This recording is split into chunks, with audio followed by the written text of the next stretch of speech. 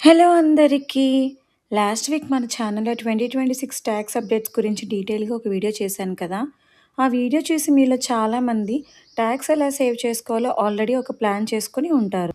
కానీ అసలైన ట్రిక్ ఏంటంటే టాక్స్ సేవ్ చేయడం ఎంత ముఖ్యమో అలా మిగిలిన డబ్బుని లేదా ఏప్రిల్‌లో వచ్చే అప్రైజల్స్ లేదా బోనస్ డబ్బుని కరెక్ట్‌గా ఇన్వెస్ట్ చేయడం ఇంకా ముఖ్యం. దాన్ని అలా బ్యాంక్ అకౌంట్‌లో వదిలేస్తే ఇన్‌ఫ్లేషన్ వల్ల ఆ డబ్బు వాల్యూ పోతుంది. అందుకే ఈ ఏప్రిల్ 2026లో ఆ డబ్బుని స్టాక్ మార్కెట్‌లో ఎక్కడ, ఎలా ఇన్వెస్ట్ చేస్తే మంచి రిటర్న్స్ వస్తాయో ఈరోజు వీడియోలో చూద్దాం. రూల్ నెంబర్ 1, స్టాక్ మార్కెట్ గురించి మాట్లాడే ముందు ఒక చిన్న బేసిక్ రూల్.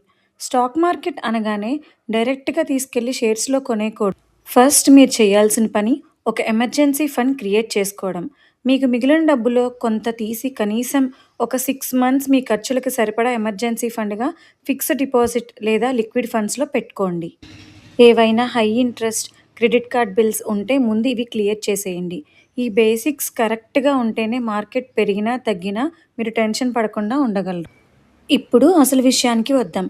కొత్త ఫైనాన్షియల్ ఇయర్ స్టార్ట్ అయ్యింది. ఈ టైంలో కొన్ని సెక్టార్స్ మీద మార్కెట్ బాగా ఫోకస్ చేస్తుంది. First one, index funds and Nifty ఈటీఎఫ్లు.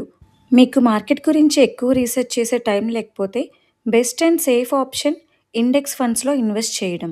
India growth story మీద నమ్మకం ఉంటే చాలు.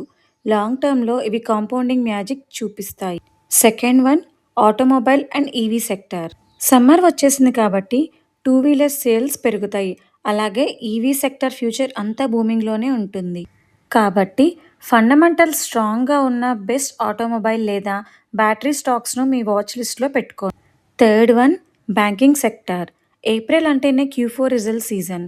జనరల్‌గా మంచి ప్రాఫిట్స్ పోస్ట్ చేసే బ్యాంకింగ్ స్టాక్స్‌లో ఇన్వెస్ట్ చేయడానికి ఇది మంచి సమయం.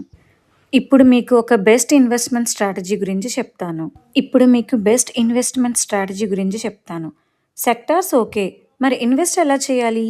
మీ దగ్గర ఒక ₹1,00,000 ఉంటే దాన్ని ఒకేసారి మార్కెట్‌లో పెట్టేయకండి. ఏప్రిల్ మంత్‌లో మార్కెట్‌లో కొంచెం ఒడిదుడుకులు ఉండే ఛాన్స్ ఉంది. కాబట్టి ఆ డబ్బును విడగొట్టి ప్రతి నెల సిప్ పద్ధతిలో ఇన్వెస్ట్ చేయడం. దీనివల్ల మార్కెట్ పడినప్పుడు మీకు తక్కువ రేటుకి ఎక్కువ షేర్స్ వస్తాయి. సింపుల్‌గా చెప్పాలంటే మార్కెట్ పడినప్పుడల్లా కొంచెం కొంచెం కొనండి. అంటే by on dip strategy follow అవ్వండి. ఇక్కడ ఒక ముఖ్యమైన విషయం.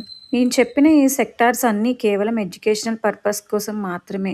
మీరు కష్టపడి సంపాదించిన డబ్బు స్టాక్ మార్కెట్‌లో ఇన్వెస్ట్ చేసే ముందు ఖచ్చితంగా మీ సొంత రీసెర్చ్ చేయండి. లేదా మీ ఫైనాన్షియల్ అడ్వైజర్‌ని అడిగి డెసిషన్ తీసుకోండి. మరి మీరు ఈ ఏప్రిల్‌లో ఏ స్టాక్స్‌ని మీ వాచ్ లిస్ట్‌లో పెట్టుకున్నారు? కింద కామెంట్స్‌లో నాతో షేర్ చేసుకోండి. ఈ వీడియో మీకు ఇన్ఫర్మేటివ్‌గా అనిపిస్తే తప్పకుండా ఒక లైక్ కొట్టి మీ ఫ్రెండ్స్ అండ్ ఫ్యామిలీతో షేర్ చేసుకోండి.